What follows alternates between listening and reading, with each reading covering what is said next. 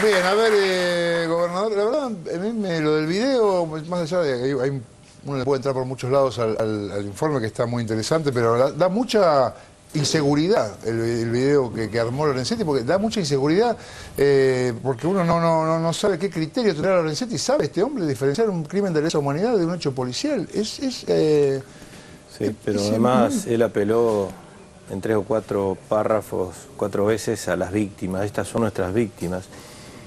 Y no tengo dudas, no debemos tener dudas, que lo peor que le puede pasar a una víctima, como en el caso de la Embajada de Israel, es escuchar de la máxima autoridad del Poder Judicial que la causa de la Embajada es cosa juzgada, cuando hay no solo una contradicción, sino una omisión o esconder algo que verdaderamente no es cosa juzgada. La resolución de diciembre del 2006, firmada por el mismo doctor Lorenzetti, habla de la necesidad de continuar con la investigación y la verdad que es sinceramente preocupante. Pero bueno, en la Argentina ya hace un buen tiempo hay un sector del Poder Judicial que se ha plegado, hay un sector, yo no soy de generalizar, se ha plegado a los poderes fácticos y reciben órdenes. Yo quiero leer 2 párrafos de 2 declaraciones mías de hace algunos meses. No, para mí, yo no empecé a opinar de un sector del Poder Judicial ahora.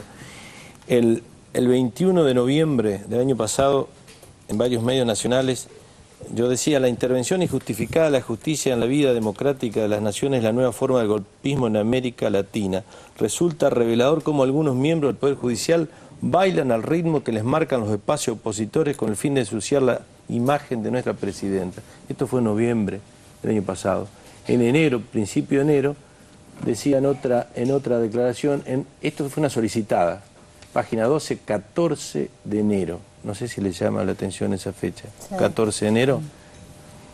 En nuestra larga historia son un ejemplo destituyente y pareciera que algunos no terminan de entender que la decisión de la enorme mayoría de nuestro pueblo es vivir en democracia y de ninguna manera repetir experiencias similares a Honduras, donde el Poder Judicial quedó involucrado junto a sectores poderosos de la economía para provocar un quiebre constitucional. Ese mismo día sale publicada esta solicitada y me entrevista Víctor Hugo Morales, 11 menos 20 de la mañana. En un momento yo le estaba diciendo los motivos por el cual había escrito esta solicitada, había publicado esto. Le decía a Víctor Hugo: sucede que en el 55 o en el 60, a Perón, en el 62 a Frondizi, lo que intentaron con Alfonsín en el 87, no pueden hacerlo hoy los militares porque están justamente por imperio de este proyecto y están incorporados al sistema democrático. No pudieron con las corridas cambiarias, no pudieron con la destitución, con la sedición policial en diciembre de 2013. Le digo, ahora la figura es el golpe judicial. En ese instante está el audio, si no lo tienen hoy, si no, búsquenlo para mañana, pasado. En ese momento Víctor Hugo me dice: gobernador, ¿me permite una interrupción? Porque hay una noticia de último momento, 11 menos 10 de la mañana. El fiscal Nisman denunció a la presidenta Cristina Fernández de Kirchner. Lo hemos posteado, lo pueden acceder todo el mundo. Y este informe no solo habla del olvido, de la omisión o de la mentira, porque no es cosa juzgada, sino también de otras omisiones, porque no dijo nada Lorenzetti, el presidente de la Corte Suprema de la Nación, sobre la causa de los directivos de Aerolíneas Argentinas, que los han juzgado en España y aquí nadie, ningún juez, ningún fiscal ha hecho nada, o de las causas de libre que con cautelares tienen, como la ley de medios, años esperando justicia, o el haberle negado la justicia a los veteranos de Malvinas. Digo, no solo por lo que dijo y se equivocó, omitió, sino por lo que omitió. Es muy grave. Nora. Sí, 2 cuestiones. Da para mucho, pero con respecto al error del presidente de la Corte Suprema de Justicia de la Nación, a mí me pareció un hallazgo que marca sintéticamente el título de diario registrado, ¿no? La Corte Suprema desmintió al presidente de la Corte Suprema. Sí. Muestra a las claras que hay una intencionalidad política también de parte del presidente de la Corte Suprema, pero también muestra, quizás, esto puede sonar como una ironía, pero me parece que otra de las omisiones que hizo Lorenzetti fue no decir nada sobre el increíble acuerdo de la oposición política en la Argentina para no votar a un nuevo miembro de la Corte Suprema en reemplazo del doctor Zaffaroni en el Senado de la Nación. Y hay que tener en cuenta que Zaffaroni era el único penalista de esa Corte Suprema. Quizás a Lorenzetti le hace falta un penalista en esa Corte que le pueda informar y recordar que se decidió en una materia procesal penal, ¿no? Me parece que ese es un tema que es digno de ser tenido en cuenta y que el presidente de la Corte Suprema, hablando de la necesidad de cooperación entre los distintos poderes, hubiese sido oportuno que dijera algo sobre ese inédito y antidemocrático acuerdo opositor. Y por otro lado, también yo espero leer mañana, como la Corte sacó un comunicado en el cual desmiente al presidente de la Corte, sin decir que lo desmiente, pero queda claro que no es cosa juzgada si la investigación sigue abierta. Sí. A ver qué dicen mañana Eduardo Van der Kooi, el principal columnista, uno de los principales columnistas políticos de Clarín, y Joaquín Morales Solá, otro tanto de La Nación, que los dos hoy en sus panoramas, analizando el discurso de Lorenzetti, se regodean sobre la supuesta ignorancia de la presidenta, el desconocimiento y las lagunas de conocimiento, dicen uno y otro, apelando a esa metáfora, acerca de cómo haber desafiado al presidente de la Corte cuando era cosa juzgada la situación de la Embajada de Israel. Me parece que es un buen momento para pedir disculpas, ¿no? No, y además pone, pero ¿sabes lo que pasa? Pone en evidencia una cosa. Lo que diga cualquiera que no sea integrante del Poder Ejecutivo es tomado por cierto.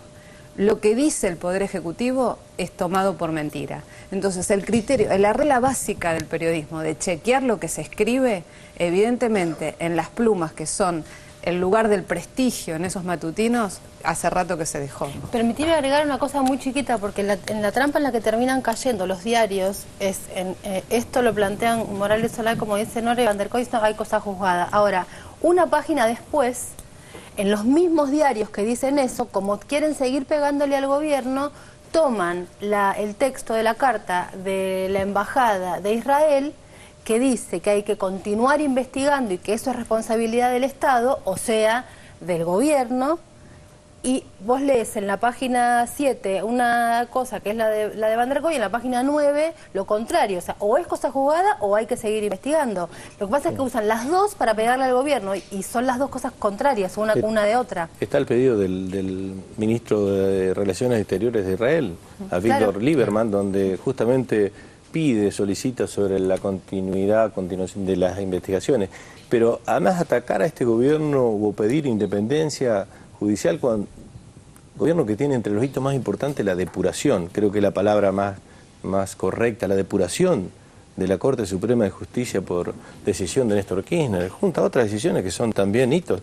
La mayor transformación o reforma con el Código Civil, el Código de Procesamiento Penal, el Código de Procedimiento Civil.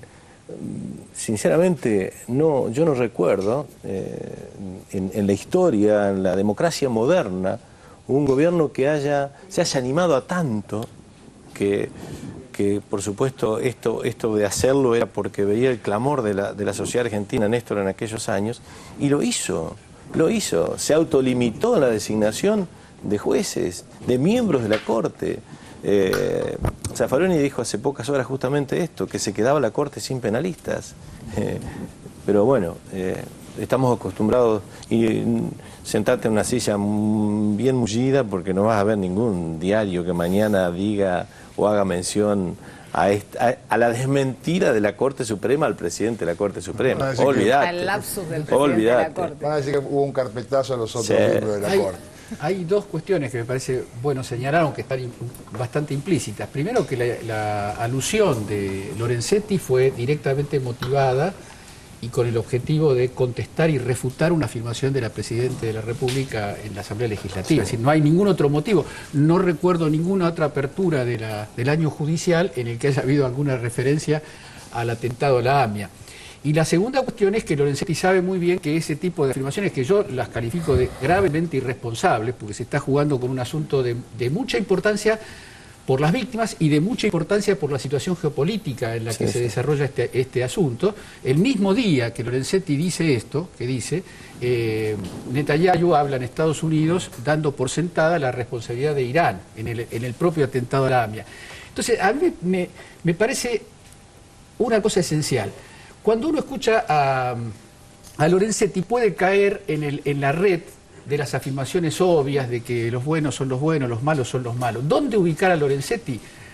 Es fácil de resolver. Es igual que cualquier otra acción política. Uno toma lo que dice el Multimedios, toma lo que dice Clarín y sabe de qué lado está Lorenzetti. Si Morales Solá y Van der Koy salen a defender a capa y espada una intervención, no importa que Lorenzetti haya hablado de los poderes económicos, no importa las cosas que hizo para la tribuna, el lugar de Lorenzetti está en el mismo campo, en el mismo bloque político y social que está trabajando por la desestabilización. A ver, Cintia.